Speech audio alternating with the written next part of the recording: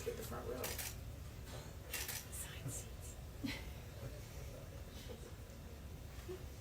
You guys are socially distancing. We are.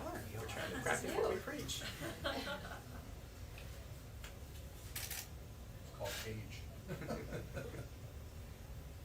That too.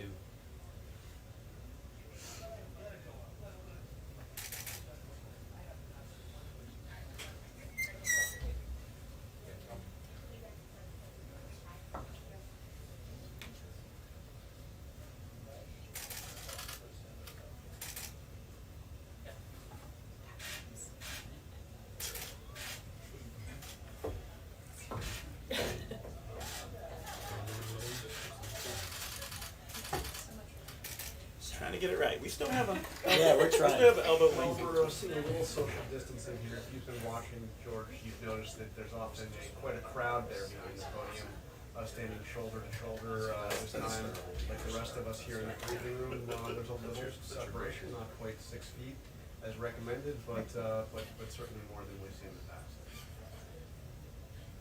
And we will wash our hands when we're done. It's important.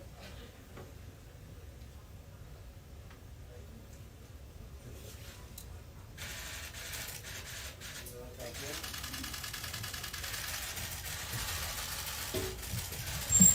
Thank you very much.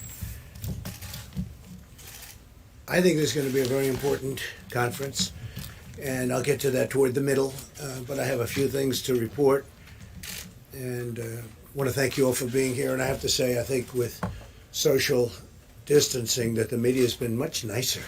I don't know what it is, all these empty, these in-between chairs. You probably shouldn't have anybody sitting behind you either. You know, you should probably go back. But I love it. It's so much nicer. But I shouldn't say that because you'll get me now. Thank you all for being here. And we continue our relentless effort to defeat the Chinese virus. Before I begin, I want to start by announcing that today we are bringing home another American citizen. It was a big thing, very big.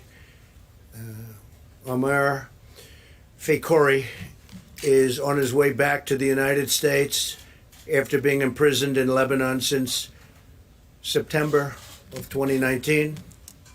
He's battling late-stage cancer. Mr. Fakouri will now be able to receive the much-needed care and treatment in the United States. We've been working very hard to get him freed, and he's finally able to have his entire family at his side. So I'm very grateful to the Lebanese government. They worked with us, and we are very proud of his family. They stood by him so strongly, and they are thrilled. The United States has no higher priority than the safety and well-being of our citizens. We've gotten a tremendous number of hostages out, as you know. I think we're 42-0, and Robert O'Brien, as you know, was our chief negotiator for a large part of it. In fact, did so well that now we have him in a different position. So I want to thank and congratulate Robert and his team, and I want to let everyone know that recovering Americans held captive and imprisoned abroad continues to be a top priority for my administration. We have one young gentleman, Austin Tice, and we're working very hard with Syria to get him out. We hope the Syrian government will do that. We are counting on them to do that. We've written a letter just recently, but he's been there for a long time, and was captured long ago. Austin Tice, his mother's probably watching, and she's a great lady, and we're doing the best we can. So Syria, please work with us, and we would appreciate you letting him out. If you think about what we've done, we've gotten rid of the ISIS caliphate in Syria. We've done a lot for Syria. We have to see if they're going to do this. So it would be very much appreciated if they would let Austin Tice out immediately. As you know, my administration is working every day to protect American people and the American economy from the virus. Yesterday, I signed into law a critical support for American workers, families, and small businesses. It's a big thing. We're providing sick leave and family medical leave to those affected by the virus, and more help is on the way as we speak. Our entire team, headed by Secretary Mnuchin, is on the Hill. We're working with Democrats and Republicans, and there's a lot of goodwill going on. This was something that happened that was, some people would say, an act of God. I don't view it as an act of God. I would view it as something that just surprised the whole world. And if people would have known about it, it could have been stopped in place. It could have been stopped right where it came from, China. If we would have known about it, if they would have known about it. But now the whole world almost is inflicted with this horrible virus, and it's too bad. It's too bad, because we never had an economy as good as the economy we had just a few weeks ago. But we'll be back, and I actually think we'll be back stronger than ever before, because we learned a lot during this period of time. I also just invoked the Defense Production Act to help facilitate distribution of essential supplies if necessary. We're working with Congress to provide major additional relief to the workers, small businesses, and the hardest hit industries. We want to make sure that everybody is able to continue on, so that when we recover, all of these companies and these great businesses, both very, very small and very, very large, they're not going to be broken up, and you'd have to put them back together. That would take a long time, because we really I believe in the V curve. I believe it's going to go, when this is defeated, this hidden scourge is defeated, I think we're going to go up very rapidly, our economy, and get back to where it was and beyond. Today I want to share with you exciting progress that the FDA is making with the private sector as we slash red tape like nobody has ever done it before. Somebody was on yesterday on one of the networks and said that there's never been a president even close that's been able to do what I've done in slashing all of the red tape and everything to get very important things to the market, medical. So we slash red tape to develop vaccines and therapies as fast as it can possibly be done, long before anybody else was even thinking about doing this. And as you know, earlier this week, we began the first clinical trial of a vaccine candidate for the virus, and that was launched in record time. It was just a few weeks, and that would have taken years to do, not so long ago. As we race to develop a vaccine, we're also pursuing antiviral therapies, and that's what really we're going to be talking to you about today. That's the purpose of being up here today. And to me, that's even more important. The vaccine, by its nature, you have to have long tests, because you have to make sure what goes into somebody's body is not going to do destruction, do bad things. So you need long tests. And they're doing great with the vaccines, but it's still a long process. But the therapies are something we can move on much faster, potentially. And the treatments that will be able to reduce the severity or duration of the symptoms, make people better. Essentially, we're looking at things to make people better, or at the very earliest stages, they wouldn't even know they had it. And that's where I believe it's going to work even the best. The FDA Commissioner, Stephen Hahn, who's with us, he's fantastic. And he has been working 24 hours a day. He's worked like probably as hard or harder than anybody in the group, other than maybe Mike Pence or me. And what the FDA is doing is incredible. They've done things in times that were not even thinkable. And I've directed the FDA to eliminate outdated rules and bureaucracy, so this work can proceed rapidly, quickly, and I mean fast. And we have to remove every barrier. There were a lot of barriers that were unnecessary. And they've done that to get the rapid deployment of safe, effective treatments. And we think we have some good answers. We'll find out very, very soon. Clinical trials are already underway for many new therapies, and we're working on scaling these to allow many more Americans to access different drugs that have shown really good promise. We've had some really good promise. We will do so in a way that lets us continue to collect good data to know which medicines are safe and which medicines are working the best. We have a couple that we're in really good shape on, and that's for immediate delivery. Immediate, like as fast as we can get it. The FDA has also approved compassionate use for a significant number of patients. You know what that means. We're also reviewing drugs that are approved abroad or drugs approved here for other uses. And you know, one of the things that I'm most proud of that I got was right to try. That's where somebody who's ill, somebody who's very sick, terminally ill usually, in past administrations, we signed this a year and a half ago. You wouldn't be able to even think about getting any of the drugs that may be showing great promise now. And they've been trying for many decades to get this approved. And it sounds simple, but it's not, because there's liability involved and lots of other things. And I was able to get it approved working with Congress, right to try. This is beyond right to try. What we're talking about today is beyond right to try. Right to try has been, by the way, a tremendous success. People are living now that had no chance of living, where we take treatments that would, things that would have to go through years of a process. And if somebody was terminally ill, and I would say, why wouldn't they be able to try this? They'd go to Asia, they'd go to Europe, they'd go all over the world to try and find something.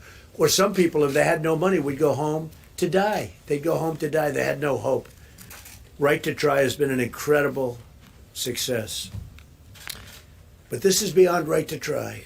If treatments known to be safe in Europe, Japan, or other nations are effective against the virus, we'll use that information to protect the health and safety of American people. Nothing will stand in our way as we pursue any avenue to find what best works against this horrible virus. Now, a drug called chloroquine, and some people would add to it hydroxychloroquine. So chloroquine or hydroxychloroquine. Now, this is a common malaria drug. It's also a drug used for strong arthritis. Somebody has pretty serious arthritis. Also uses this in a somewhat different form. But it is known as a malaria drug, and it's been around for a long time, and it's very powerful. But the nice part is it's been around for a long time. So we know that if things don't go as planned, it's not going to kill anybody. When you go with a brand new drug, you don't know that that's going to happen. You have to see, and you have to go long test. But this has been used in different forms, very powerful drug in different forms. And it's shown very encouraging, very, very encouraging early results. And we're going to be able to make that drug available almost immediately. And that's where the FDA has been so great. They've gone through the approval process. It's been approved. And they did it. They took it down from many, many months to immediate. So we're going to be able to make that drug available by prescription or states. I spoke with Governor Cuomo about it at great length last night. And he wants to be right on the. He wants to be first on the line, and so I think that's a tremendous. There's tremendous promise based on the results and other tests. There's tremendous promise, and normally the FDA would take a long time to approve something like that, and it was approved very, very quickly, and it's now approved by prescription. Individual states will handle it. They can handle it. Doctors will handle it, and I think it's going to be. I think it's going to be great. Then we're quickly studying this drug, and while we're continuing to study it, but the studying is going to be also done as it's given out to large groups of people, perhaps in New York and other places. We'll study it there. There are promising therapies produced by Gilead, and that's remdesivir, and that's a drug used for other purposes that's been out and it's had very good results for other purposes, but it seems to have a very good result having to do with this virus. And that drug also has been approved, or very close to approved in that case, by the FDA. And I can't tell you how much we appreciate what the FDA, these people are incredible patriots, and the job that Stephen Hahn is doing, Dr. Hahn, who's one of the most respected doctors in the country, by the way, where we took him, I said, "You sure you want to do this?" Now, we didn't know that this was going to be in the playlist, what happened here, but he really has stepped up to the plate. Wherever you are, where is he? You really have. I'd shake his hand, but I'm not supposed to do that. Get in a lot of trouble if I did that. But he's been fantastic, and I thank you, Doctor. He's going to speak right after I'm finished. So, Regeneron again, is a company that's done fantastically well, as I understand, with Ebola and some other things. Great company, and they're looking at some very promising events also. So you have remdesivir, and you have chloroquine and hydroxychloroquine. So those are two that are out now, essentially approved for prescribed use. And I think it's going to be very exciting. I think it could be a game changer, and maybe not. But I think it could be, based on what I see, it could be a game changer. Very powerful. They're very powerful. So I want every American to know that we're doing everything we can, and these actions are important next steps. I mean, for the FDA to act the way they acted with this kind of speed is an incredible thing. Normally they'd say, well, we can have it by next year, or we can have it in 2 years from now. You understand, this is the way. Normally it's like years and years and years. They had it immediately, based on the fact that it's been used for other things, totally unrelated things. We believe these therapeutics and others under evaluation right now will be able to provide relief to many Americans. We really hope that's going to be. This could be a tremendous breakthrough, And we will work toward a much-needed vaccine in the future, as I said. And what we're doing with the FDA is so exciting in so many other fields. So many things are happening. It's a very exciting time for medicine. And we appreciate that the American public has pulled together. They're really staying home. And I think there's tremendous spirit in this country right now. It's spirit like a lot of people have not seen. People have not seen anything like it for a long time. And that means Democrat, Republican, they're pulling together. I hope everything's going good on the Hill. Maybe I shouldn't say this until I check out what's going on, because you never know. But I think there's a great spirit where the Democrats, the Republicans, and everybody else are getting together and they're trying to get things done. But most importantly, the American public has been incredible. We took the best economy we've ever had and we said, stop, you can't work. You have to stay home. You know, there's never been a case like this. Normally you pay a lot of money to get things going. Here's a case where we're paying a lot of money to stop things because we don't want people to be together so that this virus doesn't continue onward. So there's never been anything like this in history. There's never been. Nobody's ever seen anything like this. But we're doing the right thing. We have to get rid of. Our big war is it's not a financial war. It's a war, and it's a medical war. We have to win this war. It's very important. With that, I'd like to just introduce Dr. Stephen Hahn, and again, I'd like to send back with Stephen our thanks to all of the people working in the FDA who are fantastic, talented people. We appreciate it very much, everything you've done, especially the speed that you got these two elements, these two very important drugs passed. Thank you very much. Thank you, Mr. President. I want to thank you for your leadership during this coronavirus outbreak, and thank you for the kind words about the FDA staff.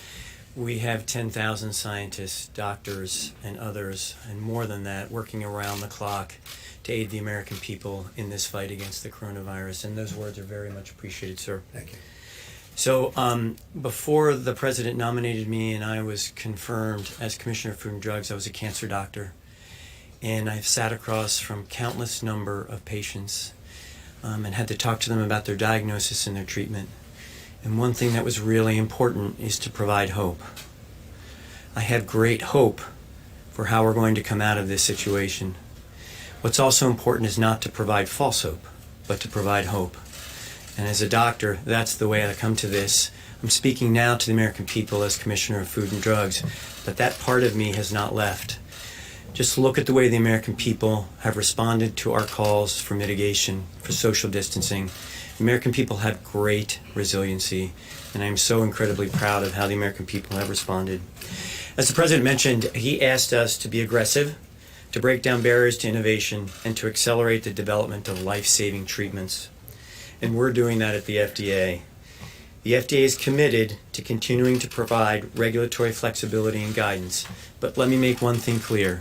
FDA's responsibility to the American people is to ensure that products are safe and effective. And yet we are continuing to do that. Our folks and their tremendous professionals are working day and night to do this. You just can't even imagine how much they're working to provide this support for the American people, and I thank them. Since early January, long before the first domestic case, FDA began working in collaboration with CDC.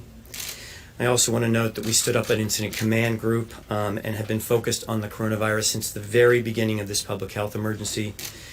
This is, in addition, an all-of-government and all-America approach, and I'll describe what I mean by that in terms of the development of therapeutics. An important part of that work is expanding the potential therapeutic options associated with coronavirus, and we've learned from our colleagues across the globe about this. But I want to focus on one thing. I was a cancer researcher before all this, and one thing I know about this great country of ours is that we have unbelievable innovators.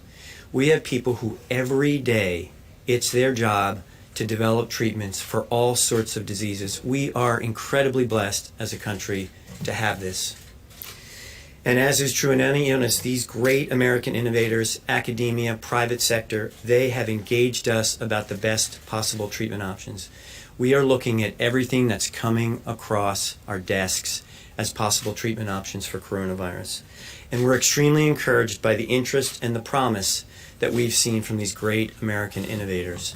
Now again, we need to look at it. We need the data. We need the information to make the absolute best decisions for American people. But I want to assure you, we have over 17,000 people at FDA who are doing this every day. We need to make sure that the sea of new treatments will get the right drug to the right patient at the right dosage at the right time.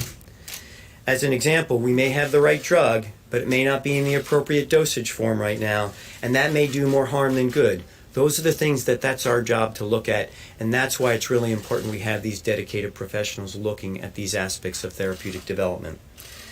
At the same time, we're also working through different mechanisms to actually get drugs into the hands of providers and patients. The President mentioned this, but one of the mechanisms is called compassionate use. Let me just tell you about this. If there's an experimental drug that's potentially available, a doctor could ask for that drug to be used in a patient. We have criteria for that and very speedy approval for that. The important thing about compassionate use, and that's what the President meant, this is even beyond right to try, is that we get to collect the information about that. Because one of the things, and I promise the American people, is we will collect the data and then make the absolute right decisions based upon those data about the safety and efficacy of the treatments. We are working expeditiously, and we are working to make sure that these products are as safe and effective as they possibly can be. Let me tell you about a few things that we're currently working on. And this is a plan that was developed with many of the people at this table, our infectious disease experts on the task force. In the short term, we're looking at drugs that are already approved for other indications. So they're already approved, as the President said, for other diseases. As an example, many Americans have read studies and heard media reports about this drug chloroquine, which is an anti-malarial drug. It's already approved, as the President said, for the treatment of malaria as well as an arthritis condition. That's a drug that the President has directed us to take a closer look at as to whether an expanded use approach to that could be done to actually see if that benefits patients. And again, we want to do that in the setting of a clinical trial, a large, pragmatic clinical trial, to actually gather that information and answer the question that needs to be asked and answered. Let me give you another example. There's a cross-agency effort about something called convalescent plasma. This is a pretty exciting area. And again, this is something that we have given assistance to other countries with as this crisis has developed. So FDA has been working for some time on this. If you've been exposed to coronavirus and you're better, you don't have the virus in your blood, we could collect the blood. Now, this is a possible treatment. This is not a proven treatment. Just want to emphasize that. Collect the blood, concentrate that, and have the ability, once it's pathogen-free, that is virus-free, be able to give that to other patients, and the immunoglobulins, the immune response, could potentially provide a benefit to patients. It's another thing that we're looking at. Over the next couple weeks, we'll have more information that we're really pushing hard to try to accelerate that. That's in the sort of more medium short term, and that'll be a bridge to other therapies that will take us 3 to 6 months to develop. And this is a continuous process. There is no beginning and end to each of this. This is, we're pushing this through. The other great thing about the great innovators of America, some of them tell us it's taken us years to develop therapies. They're looking at pushing that to the months period of time. And we're trying to provide them the regulatory flexibility, but at the same time the scientific oversight to make sure that gets done in the best way possible for the American people. The President mentioned that there is a vaccine trial currently being performed. It's a phase 1 trial, so it's the earliest study that gets done. We expect that to take 12 months to get to completion, to actually a time where we could approve a vaccine. But these are all things to bridge to the prevention part of this with a vaccine. It's exciting work, and the President is right. This is record time for the development of a vaccine, and impressive public-private partnership. The FDA's efforts to facilitate the development of these products are focused on ensuring timely access while also meeting the agency's world-respected gold standard, relying on strong data from clinical trials to determine if an experimental or an off-the-shelf drug that's used for something else can safely and effectively treat patients. We want to assure the American people that FDA is all hands on deck, as the President mentioned, these efforts, and continue to work with interested sponsors to help expedite the work. We remain steadfast in helping to foster the development of safe and effective therapies for COVID-19. Thank you. Thank you very much. Mike? Talk about the masks. Thank you, Mr. President. The White House Coronavirus Task Force met this morning, and on this very first day of spring, we continue to make steady progress toward President Trump's objective not only to marshal all the resources of the federal government, every state government, every local health official, but also to harness the power of the American private sector, and activities over the last day reflect all of those priorities. Yesterday, the President spoke with America's top physicians and nurses and garnered helpful insights about how we can best serve those who are serving Americans that are dealing with the coronavirus. We also had a productive call with over 5,000 state and local officials explaining the federal government's approach and our strong and seamless partnership with all 50 states and the territories. Last night, as you heard, the President signed the Family First Coronavirus Response Act, which provides free coronavirus testing, paid sick leave, family leave for caregivers, and food assistance for the needy, among a broad range of benefits. And today, as the President indicated, we expect that the Senate will begin work on an economic relief package. Later today, the President and I will meet again in a teleconference with the nation's governors. We will meet at the National Response Coordination Center at FEMA and outline President Trump's decision to have FEMA take the lead in our national coronavirus response. Our nation's response through FEMA will be locally executed, state managed, and federally supported. On testing, We want the American people to know once again that testing is available in all 50 states and is becoming increasingly available literally every hour of the day. Because of the public-private partnership that the President initiated several weeks ago with major commercial labs, I'm pleased to receive a report today that tens of thousands of tests are being performed every day. And with the passage of last night's legislations, state and private labs are now required by law to report all coronavirus testing directly to the CDC, which will give the American public and also give our researchers timely and important information. It's important for every American to remember that if you don't have symptoms, you don't need to get a test. We want to make sure that testing is available for people that are experiencing symptoms or have a genuine concern about having been exposed to someone with the coronavirus. Dr. Birx will address county-level data as well as the progress we've made on testing, and Americans can expect to see how an increased number of cases as our new testing system comes online should not be a cause of concern. She'll explain the importance of taking into account our new testing system as new data arrives over the next several days. On supplies, a priority the President has given to our task force, we continue to work with healthcare providers, businesses, and state leadership to identify available supplies, not merely in the federal stockpile, but much more importantly, available across the private sector. We're encouraged to see companies like Honeywell and 3M that I visited a few short weeks ago take advantage of the changes in the law last night that allow the sale of industrial masks directly to hospitals. Those companies have now greatly increased by the tens of millions their production of so-called N95 masks that will give our healthcare workers the protection that they need to minister to those that are dealing with the symptoms or the disease of coronavirus. Following the signing of last night's bill, all of those masks now have liability protection, and the companies can sell industrial masks to hospitals.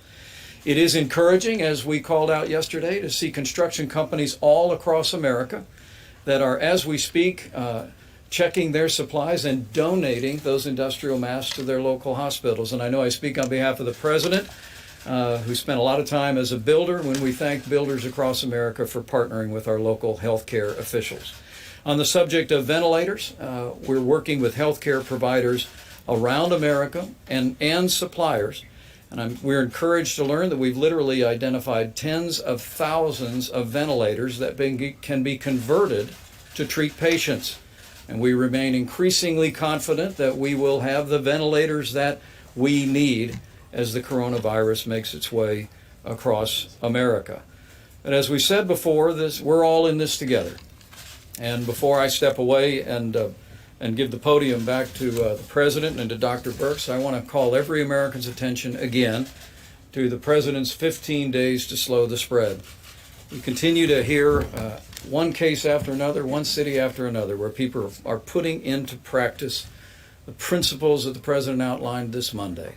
And make no mistake about it, that while for the American people as a whole the risk of serious illness remains low, these guidelines should be practiced by every American in every community, not only to lessen the spread of the coronavirus, but to protect the most vulnerable among us. And I think Americans from their hearts are not only practicing these principles of social distancing and avoiding social gatherings of more than 10 people, using drive-thrus at restaurants to protect their own health and the health of their family, but they're also recognizing that no American wants to inadvertently convey the coronavirus to someone for whom the consequences could be quite serious. At the President's direction, we'll continue to marshal all the resources of government at every level. We'll be reiterating that strong partnership with America's states this afternoon, with America's governors, pulling all of the private sector energy together, the innovation that you just heard described. I know on this first day of spring that we'll get through this, and we'll get through this together. Thank you, Mr. President. Thank you very much. Dr. Chris. Thank you. Thank you, Mr. President. So I know you're watching the data carefully. You can see the dramatic increases in the number of new cases based on our ability to test additional people. And this will continue over the next 2 to 3 days as we begin to have backlogs reduced of the testing.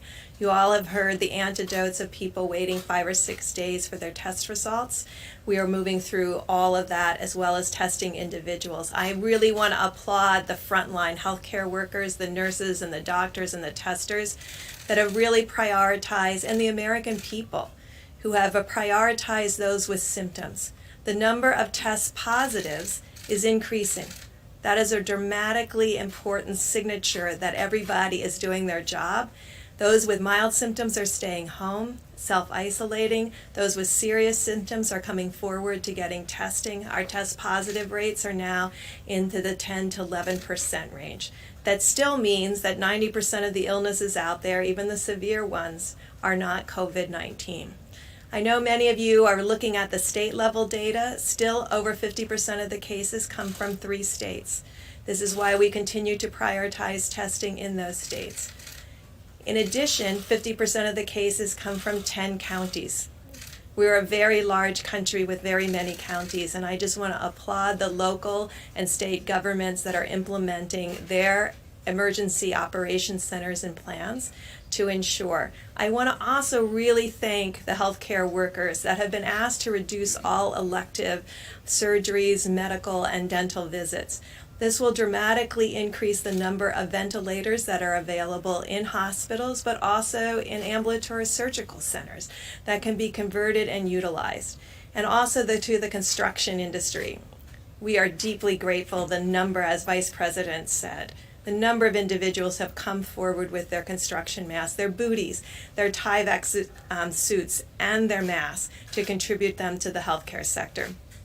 The President's request to make this available in that legislation changes the ability and increases our availability immediately by the 75 to 90% range because of the amount of construction use of those elements. Thank you. Thank you, Doctor, very much. Jerome, please. Thank you, Mr. President, Mr. Vice President.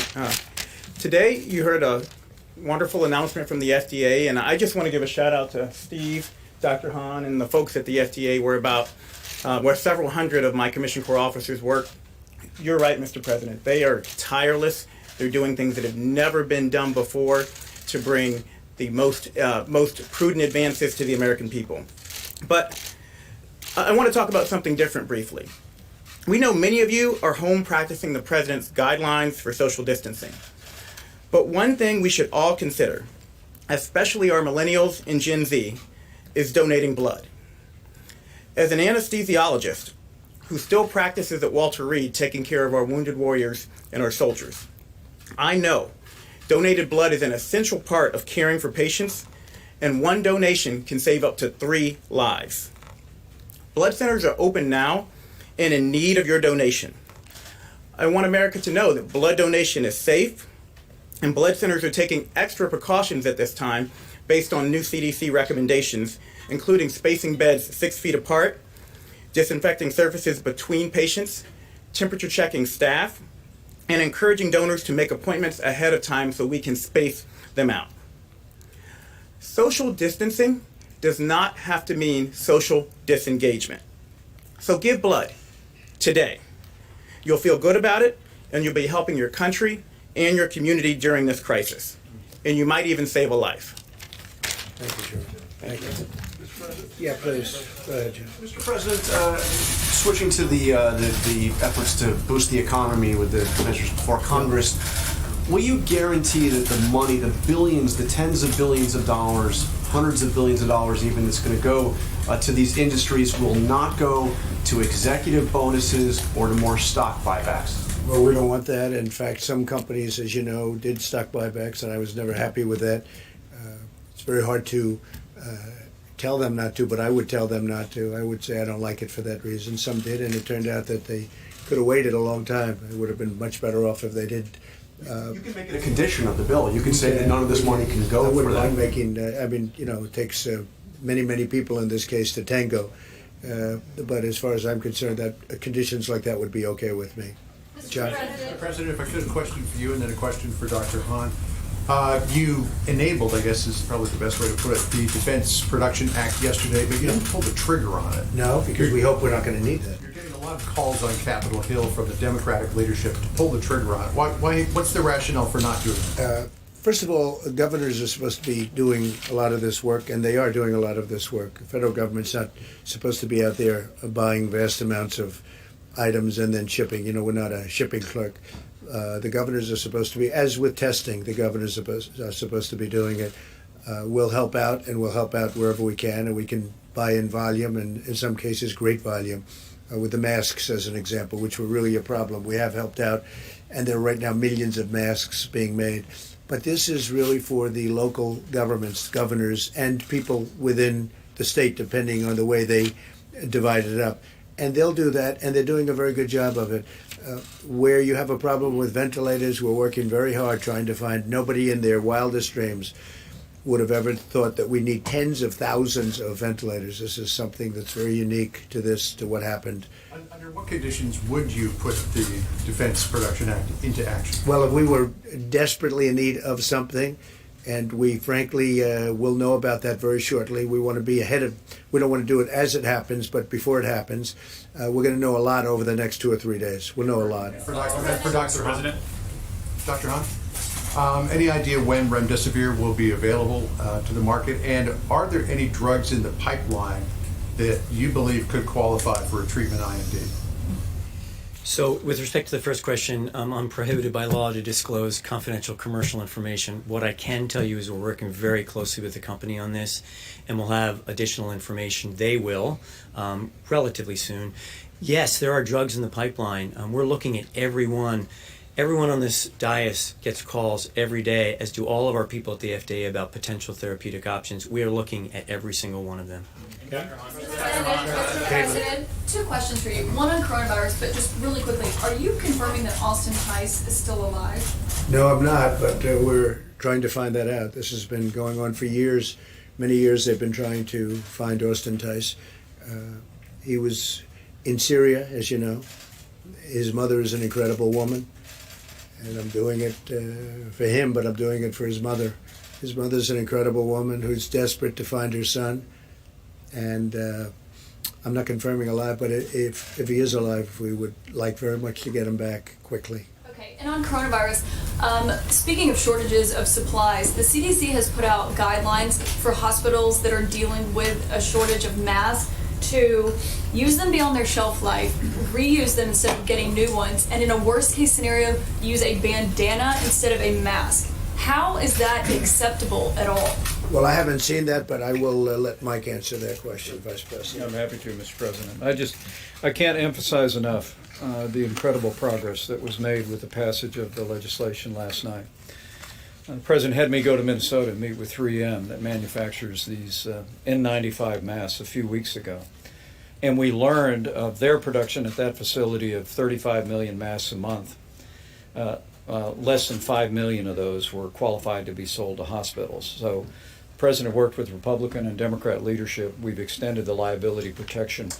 So now that all the industrial masks that are manufactured as N95s are now available to hospitals, and we're seeing a dramatic increase in production. Honeywell alone is repurposing a factory that was destined for Mexico to produce another 120 million masks per year.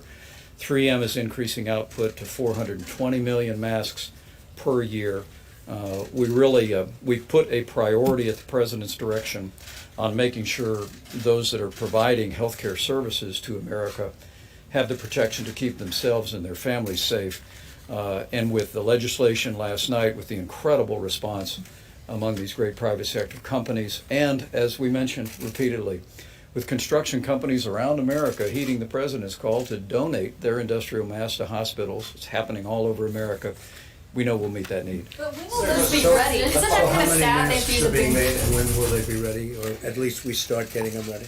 Well, as I mentioned, 3M is increasing their output to 420 million a year. At production in January, they make 35 million per month at that facility, and we're prioritizing the distribution of those. But the other thing, and we'll emphasize this with governors this afternoon, is we're working with governors to make sure that the healthcare providers, the hospitals, and the clinics in their state are placing orders now that this tremendous increase in supply, particularly with industrial mass, is now available. We're going to make sure they understand that the supply has greatly expanded thanks to bipartisan legislation and the accomplishment of the president. And the response by these companies is making more masks available. And we're going to make sure healthcare providers are purchasing those. And the federal government will also make sure that our stockpile properly reflects those increases as well. So, the president's question, when will those masks be ready for? Because they need them like today. They're available now. The 3M facility that I was at told me that in January they went to full production on 35 million masks. The legislative change means that all 35 million of those that started to be produced at full capacity in January can now be sold to hospitals. That's the distinction here. It's a very important change, and it's part of the way the president has been engaging the private sector, pushing the kind of regulatory reform and the kind of liability reform that has greatly expanded the availability of masks. So they're in the marketplace now. We're going to make it clear to governors, as we made it clear to healthcare providers in conference calls yesterday, that those resources are now there. We've vastly increased the supply of medical masks, and we're going to continue to put a priority on making sure that we're calling on industry at every level, calling on major suppliers that the president met with this week to make sure that those personal protective equipment are there. Some of that had to do with the liability to the company. They had a big problem with liability, and much of it had to do with the liability to the company. Mr. President, thank you. Two for you and one for Dr. Hahn. The American Hospital Association just told NBC News that they need $100 billion in order to address shortages in equipment and other infrastructure there. You just signed 2 legislative packages. They say it didn't directly give money to address this issue. Why not? And will you commit to making sure they get the money? We're looking at that issue directly with them, and that's a separate issue, but we're looking at that issue very directly. Will you make sure and We're commit to looking at it giving very them the money directly. that Well, they we're going need? to do our best on it, but we're working with Democrats and Republicans on that. We're looking at that very specifically. Can you bottom line people, when can Americans expect their lives to go back to normal? Will that not happen until there's a vaccine? I hope Mr. very President? soon. We'll see. This is uncharted territory, as you know. We think we have ideas. It doesn't help to say what the ideas are. I would hope very soon. We've pulled together as a nation. People are, for the most part, doing what they're supposed to be doing. The social distancing is very interesting. A whole new term that's become it's become somewhat of a hot term. But people are listening, and they're really doing a great job. This country is an amazing country. I think you're up to 141 different countries right now. So it's very uncharted territory. Could have been stopped. Could have been stopped pretty easily if we had known, if everybody had known about it a number of months before people started reading about it. You said you didn't. Excuse me.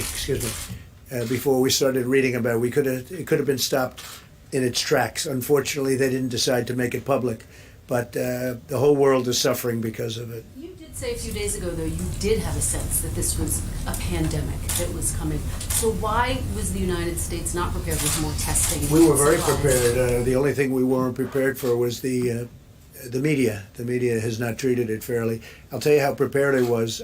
I called for a ban from people coming in from China long before anybody thought it was. In fact, it was your network. I believe they called me a racist because I did that.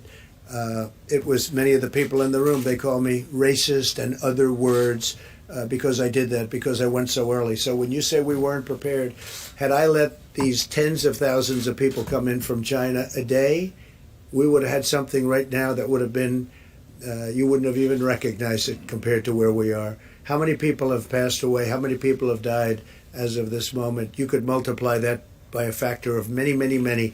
So when you say that I wasn't prepared, I was the first one to do the ban. Now other countries are following what I did. But the media doesn't acknowledge that. They know it's true. They know it's true, but they don't want to write about it. Yeah, go ahead. One for you and then one for the medical professionals. I wanted to just follow up on John and Caitlin's question. So it's not just masks. Doctors are saying now that they are desperate for other personal protective gear, gloves, other equipment. Governors are saying that they don't have access to respirators and they're terrified. What is your reticence about invoking the Governors are Defense supposed to Production get Act? it, the states are supposed to get it, but we're helping the states.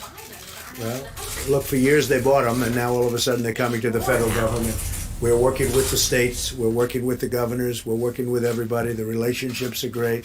One of the things that happened this morning, I spoke with Mickey Harrison of Carnival Cruise Lines, and he's going to make ships available. So in addition to the big medical ships that you have coming, if we should need ships with lots of rooms, they'll be docked at New York and Los Angeles and San Francisco, different places. So I want to thank Mickey Harrison. That's Carnival Cruise Lines. What is your reticence about invoking the Defense Production Act? I've done it.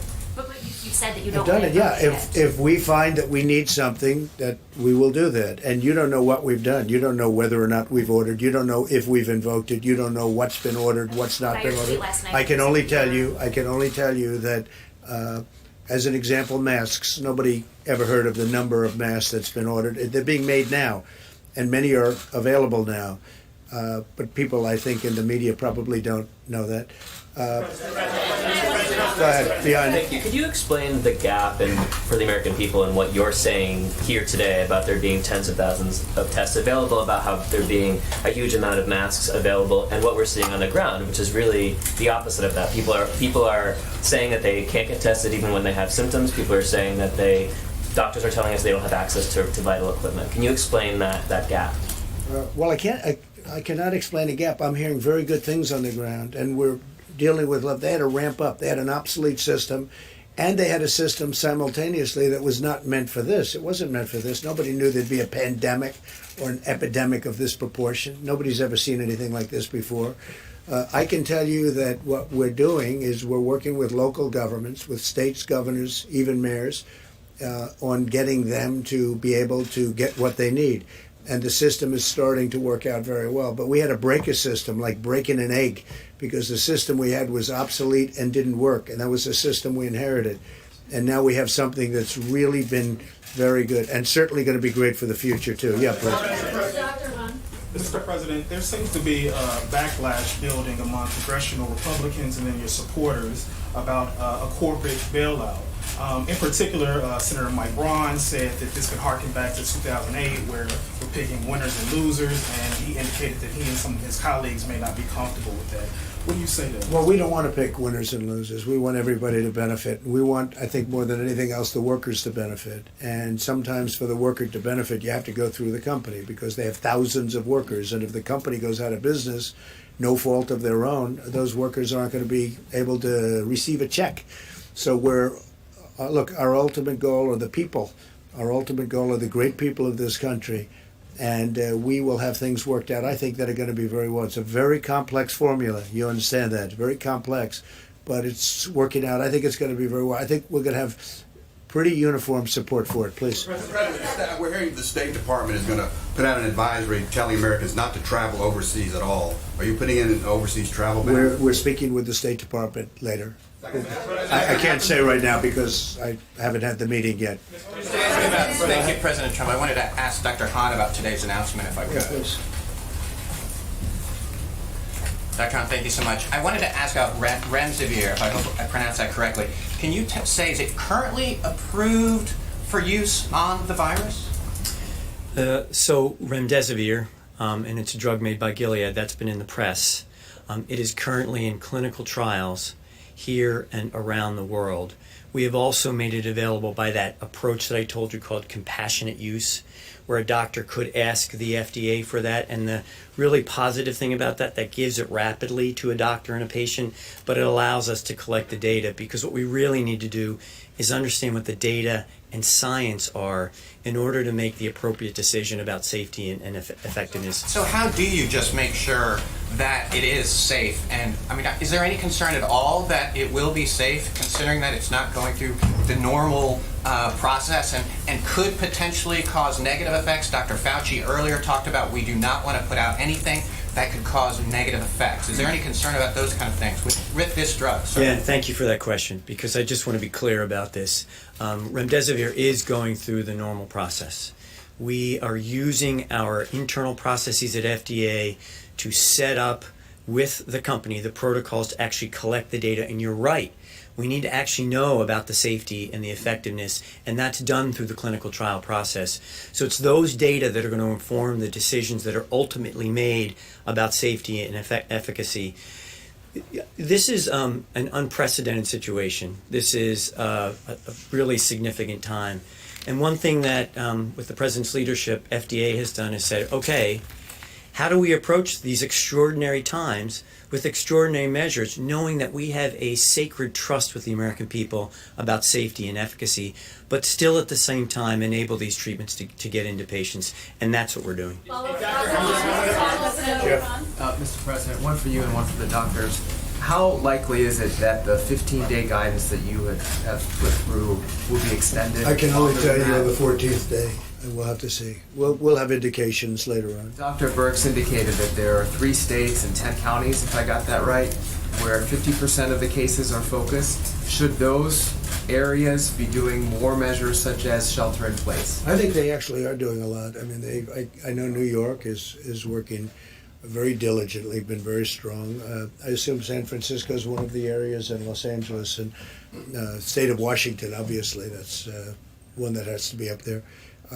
They're all working very hard to quarantine, or words just about the equivalent of quarantine. What is your plan, sir, for government workers? Are you moving for the government as well to start doing more teleworking? We are, and we're using the medical term of telemedicine, and it's been incredibly busy, and really, where people don't have to, I mean, some people can't do it anyway. They can't get up, they can't see a doctor.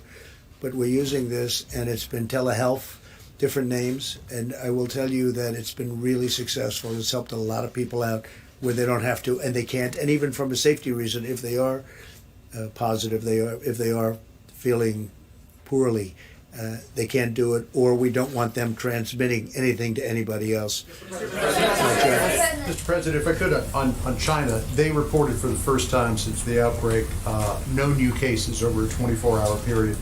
Do you have any reason to disbelieve them? And second to that, the National Security Council yesterday put out a tweet very critical of the Chinese government, saying the Chinese Communist Party suppressed initial reports of the Chinese virus and punished doctors and journalists, causing Chinese and international experts to miss critical opportunities to prevent a global pandemic. Could you explain? Well, it would have been much better if we had known about this a number of months earlier. It could have been contained to that one area in China where it started.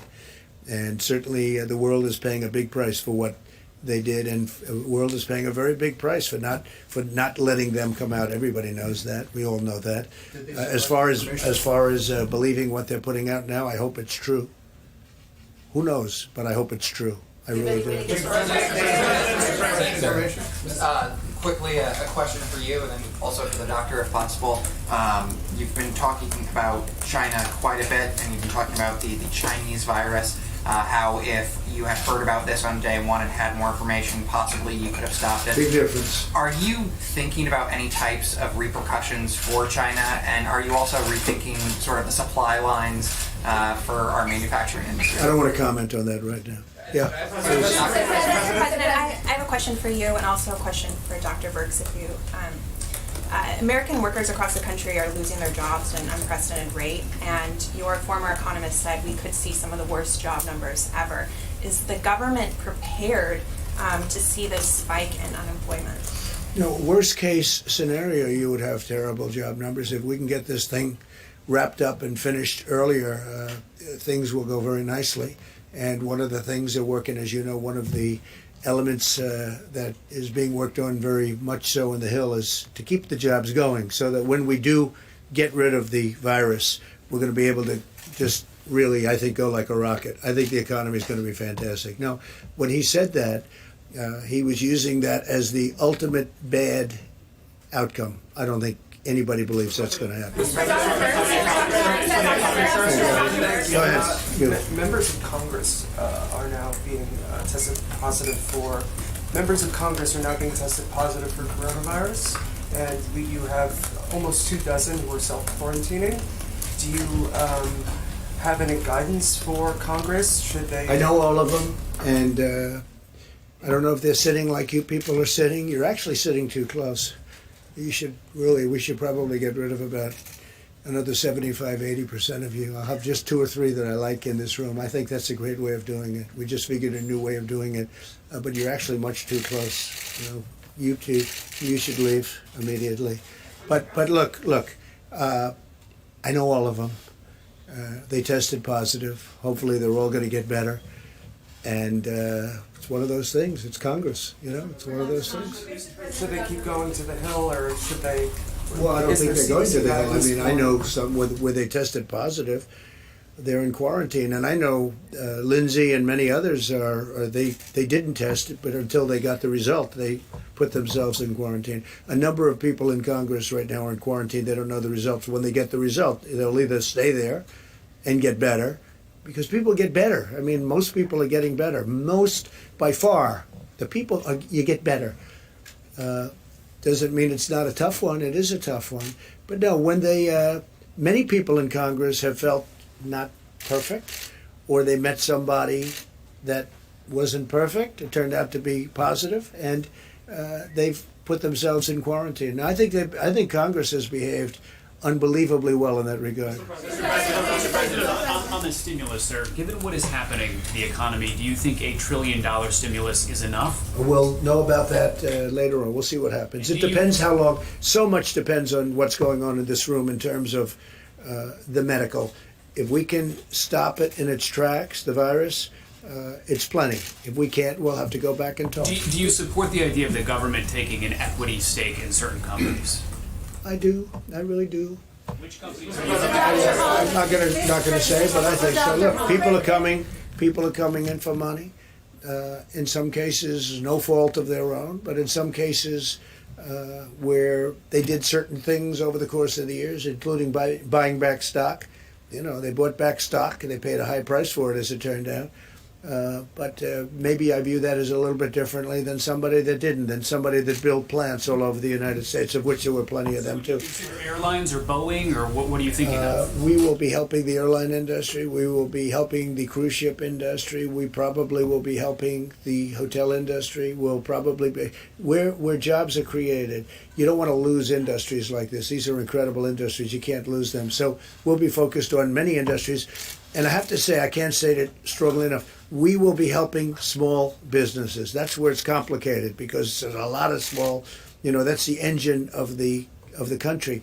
We will be helping small businesses. Dr. Hahn, Mr. President. These 2 members of Congress that have tested positive for coronavirus, these will be votes that you need to pass this $1 trillion stimulus package for the economy. Do you expect this to slow down the delivery of checks for American families? And are you considering any executive action? There could be. We're looking at a couple of things that I could do. Hopefully we won't need it, but we can do. There's a lot of executive power. If we don't have to use it, that would be a good thing, not a bad thing. Yeah, please. Thank you, Mr. President. One for you, and potentially as well one for either Dr. Birch or Dr. Adams. Right now, the economy is essentially ground to a halt. Thanks for telling us. We appreciate it. Stores have closed. Travel has slowed down. Go ahead. What's the rest of your question? We know that. Everybody in the room knows that. The question is, how long should those who are either not working right now or business owners who have to make critical decisions, how long should they expect the state of affairs as it stands at this moment to play out? And for the doctors behind you, we'll be able to tell you that I think in the near future. We'll see where we're going. You're going to see numbers. You've seen the graphs. You're going to see numbers, and we'll be able to let you know. I will say that the American public has been incredible for the most part, not in all cases, but for the most part. So you'll be able to see what's happening over the next, as we say, we had a 15-day period. You'll be able to tell a lot in a week or so, not everything, but we'll be able to see over a period of time. And for all the parents that are home right now, and this is a question for Dr. Birch or Dr. Adams, who are caring for their children and are curious as to when might my kids be able to go back to school, what do you think is a realistic timeline? Well, I think all of those decisions are made at the state and local government level, and each state and local government has handled it differently. That's why we put out from the president federal presidential guidance to every single person about what we think is important for the next 2 weeks. And as we look at that data, we'll be able to see if it's having an impact. I think you've all seen the modeling studies. Those were driven by the modeling studies showing that if you add these things together, they have a bigger impact than separately. And so those are part of the decision making. We had a whole group of modelers in yesterday. They're compositing all the data together to look at this carefully because everyone has those same questions of what the impact will be and what pieces could essentially be removed and you still have the same level of impact in decreasing the spread of the virus. The absolute key to this, though, is every single American looking at the president guidelines and taking it seriously. The acts of selflessness that I am seeing are so impressive across the board. But if even 10 or 15% of the population decides that what they're doing today is more important than the health and welfare of the rest of the Americans, they can spread the virus in a very strong way because you know the level of contagion. And I have to say, if chloroquine or hydroxychloroquine works, or any of the other things that they're looking at that are not quite as far out, but if they work, your numbers are going to come down very rapidly. So we'll see what happens, but there's a real chance that they might work. Go ahead, please. In the back. Thank you so much.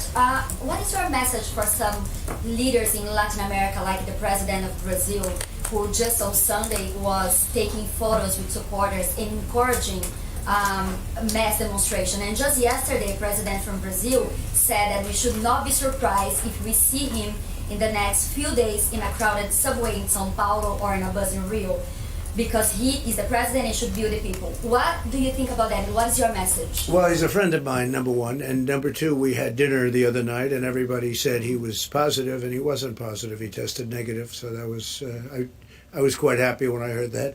But I have no message for him other than he's doing a good job in Brazil. He's doing a good job in Brazil and he's very popular. How about encouraging mass demonstration at this moment? I can't tell you about that. I don't know about that. I have not heard that. He's doing a very good job. Brazil was very troubled before he got there. And the people love him and it's popular. I think he's doing a very good job. Mr. President, there are Americans who were traveling abroad who were essentially stuck, unable to come home. We spoke to a group of 10 women who, Americans. 10, Where? Well, we spoke to 10 American women who were in Morocco, for instance. All the flights have been canceled. Their hotel is shutting down. They literally have no place to stay and no way to get home.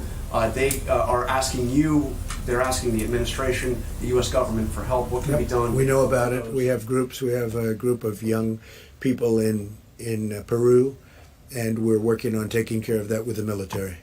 So military evacuation? Yeah, we're looking to take, no, not evacuation. We're trying to get them out. And, they got caught. They were late with their flights. We gave them a period of time. They didn't make it, but we're looking to get them out with military, probably through the military.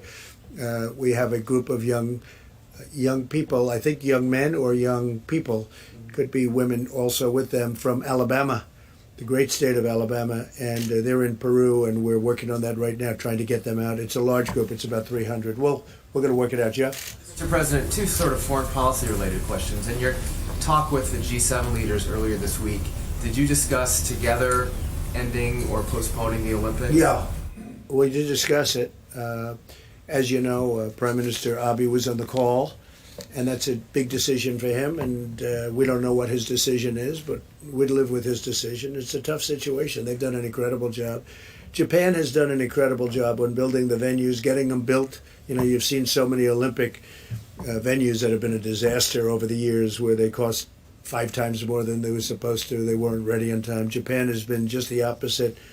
They built it beautifully. They built it for what it was supposed to be built for. But then he got hit with the same thing that the rest of the world got hit with unexpectedly. He has told us that he has not made a decision as to what to do. And also on foreign policy, have you spoken to the leaders of Saudi Arabia or Russia and encouraged them to stop this glut of oil that is affecting the market? Well, the one thing I will tell you is that from the standpoint, you always get a little bit torn because, until we became the leading producer, I was always for the person driving the car and filling up the tank of gas, and you'd have gasoline, and the prices were, if they were too high, I would always raise hell with OPEC. And I was always somebody that likes it. I never thought I'd see $22 and $24 and $28 a barrel, but that's what we have. And in one way, our consumer is very much helped. It's like a massive tax increase. That's bigger than any tax decrease that you could give. You know, we can give all these big tax cuts, but they're paying so little for gasoline. But on the other hand, it hurts a great industry and a very powerful industry. So I spoke with numerous people that have a lot to do with it, and we have a lot of power over the situation, and we're trying to find some kind of a medium ground. You know, it's very devastating to Russia, because when you look, I mean, their whole economy is based on that, and we have the lowest oil prices in decades. So it's very devastating to Russia. I would say it's very bad for Saudi Arabia, but they're in a fight. They're in a fight on price. They're in a fight on output. And at the appropriate time, I'll get involved. You know. And forgive me if I missed it. What will the Carnival cruise ships be used for? Well, Mickey called up and he said, if you need them, and we haven't said yes, I'll call Governor Cuomo. I'll call Gavin Newsom, governor from California. I'll call a few of the other governors. Are going to bring it up today because we're meeting through telephone, telephonically, as they say, in a little while at FEMA. I'm going over to FEMA from here. You think you increase hospital beds? Well, you can increase places to stay. Let's say places to stay, if it works. I mean, you know, I don't know, maybe people won't want them. But he made the offer. It was a very generous offer.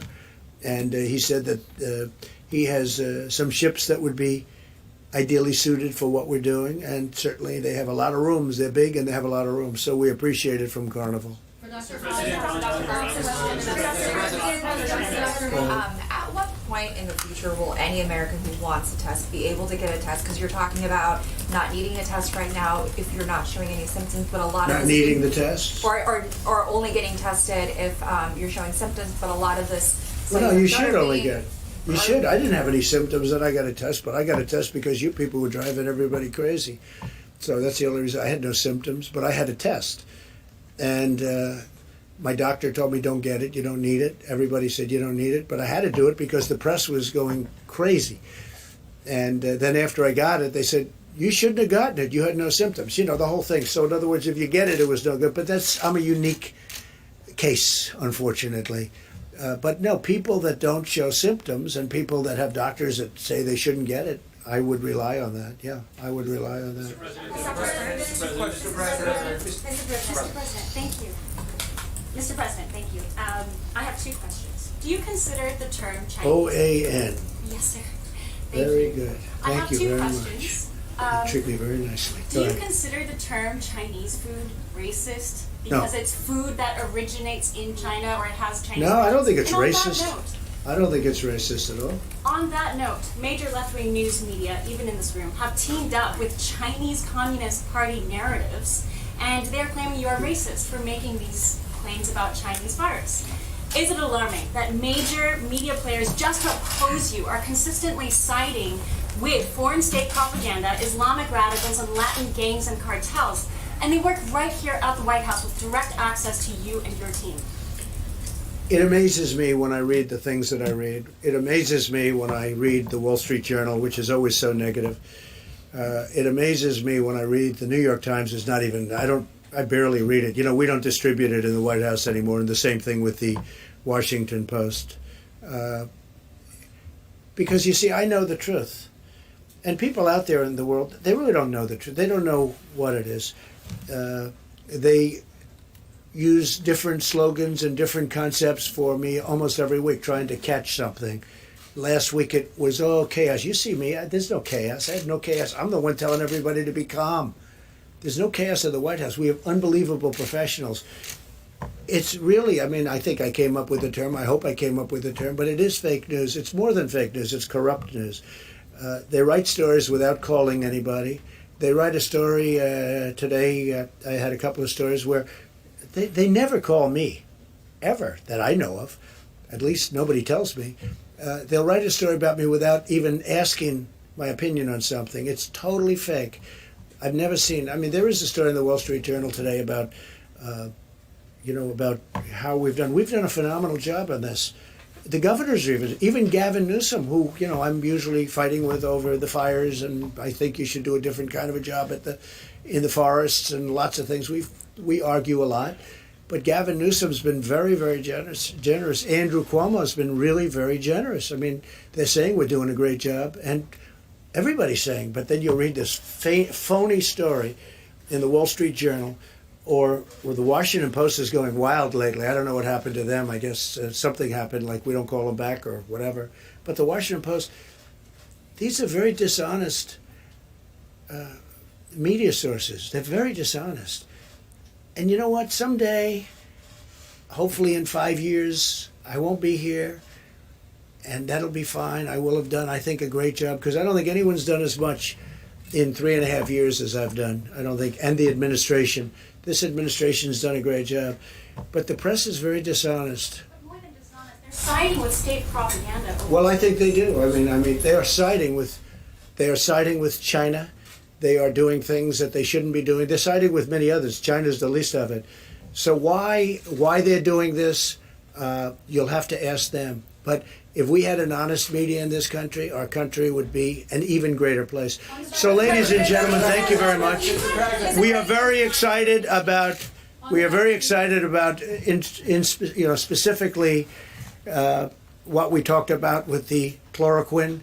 I think it could be something really incredible. It could totally depress the times that we had mentioned. Wait, excuse me. It could totally depress any time that we're talking about if it works. There are a lot of reasons that I have to believe. Again, Dr. Hahn is the expert, but a lot of reasons that I would have to think that it could have a very positive effect, or a positive effect. Maybe not very, but maybe positive. I think it's, to me, very, very exciting. And the beauty is, I think I can say this, Steve, the beauty is that these drugs have been out there. So the really danger part of the drugs, especially chloroquine, it's been out there for years. So we know it's something that can be taken safely. So it's very important. Go ahead. Dr. Hahn, can you just give a little bit more information about that, the process by which folks are going to be able to actually use these medicines? Because I believe there were at least 2 cited, maybe more. How quickly do you think people will be able to use them? And then if you can update us on the vaccine, I know it's fast-tracked first. Well, the President has asked us to expedite this, and what I want to assure you, because of the questions that were asked, we want to make sure that this is done well and right for the American people. The President is right. With an off-the-shelf drug, we do have a lot of information about the side effects of the drug, so that really helps in terms of expediting. But I want to assure you that we're working as quickly as we can. I don't want to speculate about a timeline at this point. With respect to vaccines, that's in phase 1 trial, as I mentioned. We're expecting that to proceed moving forward, and we're working with a number of different other companies about vaccine development. The President had noted phase 1 was fast-tracked. Is it possible phase 2 and phase 3 can be fast-tracked, that we might see a vaccine before that year? You said it could potentially be a year. This is a terrific question, and we are really trying hard at FDA to partner with great industry, great academic partners to do exactly that. No promises can be made, but one thing that we're doing is really working hard to fast track as much as possible. And they are. Dr. Hahn, on the antivirus, Dr. Hahn, on the payments, Mr. President? We're going to have other times to meet. We'll be meeting, hopefully not for very long. I mean, I would like to see this get cleared up, and we think to me, this was a very important conference, because I really think there's great potential here. And a lot of people are going to be trying it soon, like literally very soon, literally in a matter of days, if not sooner in some cases. It's already being experimented with, and there's been some very good results. We'll see what happens. But if we can be even partially right, maybe we'll be fully right, but even partially right on it, this whole subject becomes a much more pleasant subject. So thank you all, and we're going over to FEMA now, so I don't know who's going, but we're going to FEMA. We're going to be discussing with the governors and lots of other people. Now, I think that's enough. Thank you. Thank you.